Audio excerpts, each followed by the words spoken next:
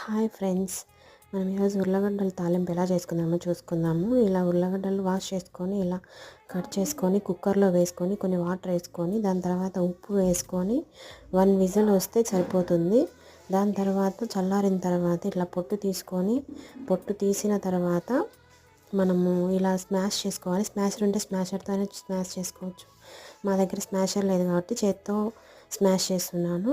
దాని తర్వాత పోపు వేసుకోవాలి. పోపు వేసుకొని ఇలా ఆనియన్స్, కరివేపాకు, ఆవాలు, కొద్దిగా సాల్ట్, దాని తర్వాత కొంచెం వేగిన తర్వాత పసుపు వేసుకోవాలి. పసుపు వేసుకున్న తర్వాత కొద్దిగా వేయించుకోవాలి.